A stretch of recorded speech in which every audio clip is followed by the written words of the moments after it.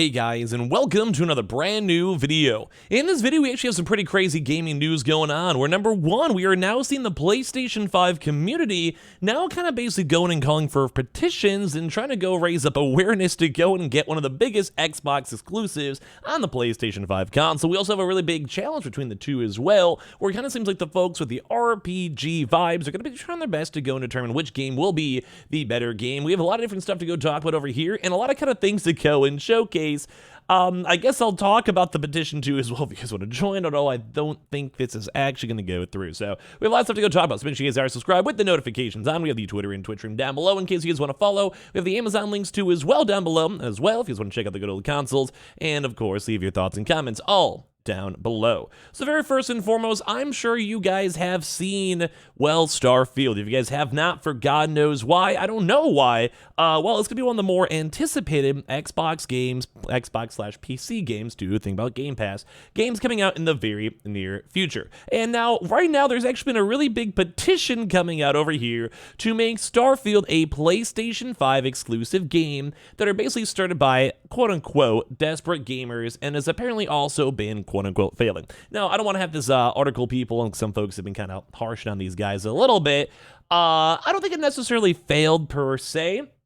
If you get a petition and people care about it, they talk about it, I think that's like a good sign of a petition. I just think baseline, I think we all collectively know it's stupid because, well, Xbox is not just going to go and casually go and release Starfield on PlayStation. It's one of their biggest games. They're going to want to release it on Xbox Game Pass. They want people playing on Xbox Game Pass, obviously. So, like, it's kind of just duh and stupid to even try to make a petition on it first and foremost. But as well, it does go show that PlayStation gamers, well, they kind of wish they could play Starfield.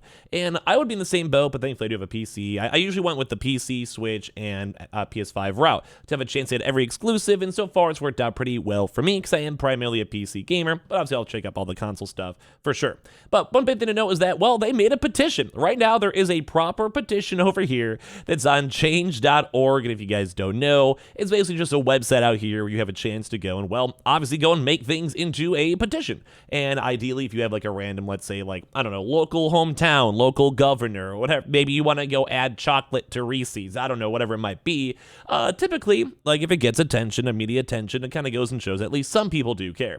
So at the time of them making the articles at like 700 signatures, right now this petition's at 1776, which is, I think, still the same year the Constitution was made. I don't know why that's the first thought that popped in my head, but it does seem true. So with this one, it does kind of seem like people are funny enough signing up the actual console, basically console change petition. So they want to make Starfield a PlayStation 5. First of all, it's kind of dumber because it's a PS5 exclusive. Number one, first and foremost, there is absolutely no way in any capacity, anytime, at all, ever, in any multiverse that, well, Xbox would go and spend probably hundreds of millions of dollars in all these different years to make it a PlayStation 5 exclusive. Like, that's just dumb. Like, I think we could all, anyone who's watching this video, you guys would agree it's dumb. Now, for it to maybe show up on PlayStation over time, maybe not that dumb, because you'll get additional sales, they're still making money off of every sale, they're just kind of basically losing the cut off of PlayStation. So in theory, there actually might be a smart way to do that, maybe after like a year or so after the game comes out, because at that point, most people who really wanted to play the game, or buy the game, or Game Pass the game,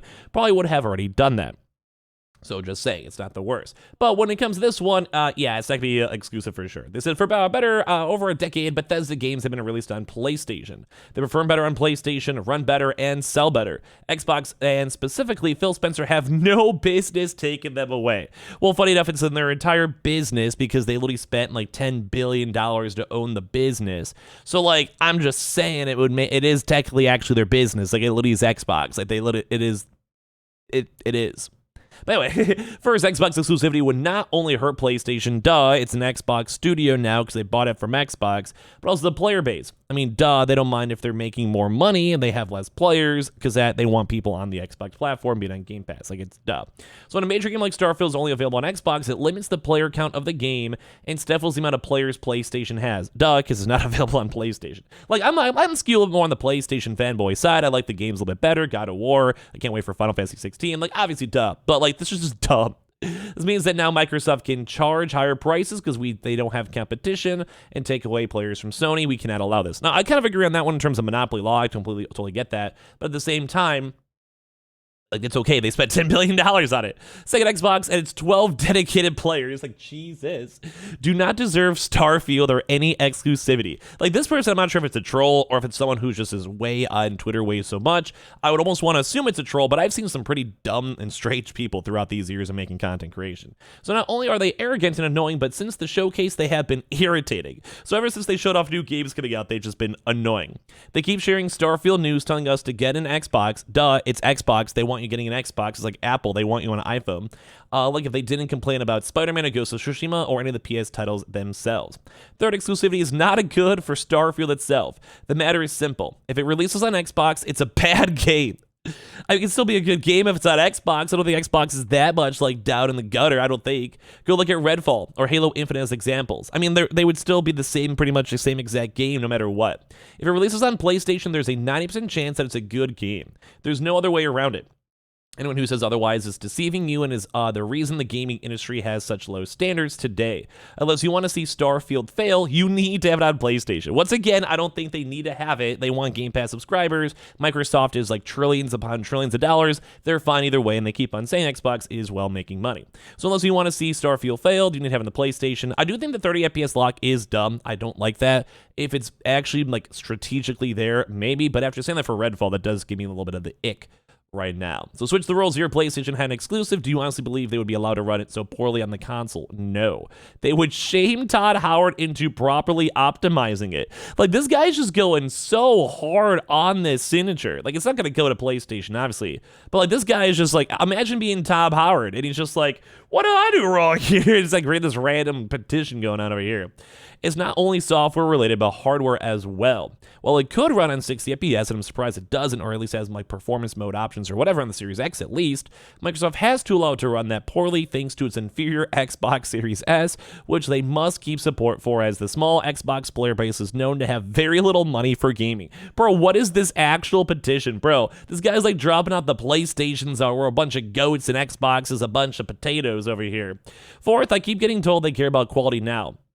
Phil Spencer forced them to delay it for quality. I have news for you. Phil Dispenser is a pushover. Like, this is the most unhinged thing I've read so far, like, this week. The guy's in charge of Xbox, but doesn't care enough to check out games before they release, which is kind of true. I mean, Redfall did go and choke pretty bad. I was a little bit disappointed in this one. But yeah, he has owned Obsidian Bethesda for years now, and despite that, the overwhelming demand for New Vegas sequel or remakes, he refuses to do it, which I would also be kind of okay with a really good New Vegas sequel. He probably went up to Todd, trembling like a chihuahua, quietly asking, please, Mr. Howard, may we use the Fallout IP with another studio, and ran with his tail between his legs when told no. He has no spine. Switch the roles here. If PlayStation had bought both of those companies, New Vegas would have been the first thing they did. That one hurts, doesn't it? For all these reasons, it's important for Bethesda games to remain available on PlayStation, not only but to ensure the high quality of the games. Any and all future Bethesda titles should be only PlayStation exclusives. This would be ultimately good for everyone besides Xbox, and not just Sony, as they have the history of investing heavily in first-party studios and could use its financial resources to make Bethesda games even better while forcing them to actually be good. Jesus Christ. This is probably one of the craziest things as well. It's also kind of funny too, because they also say like this, like YouTubers like Mr. Batty B Plays Bad Games, Review Fat USA, Lemon Juice, I don't even know who this guy is, and the Young Turds need to be canceled immediately. If you're a true gamer, you will support this ensign.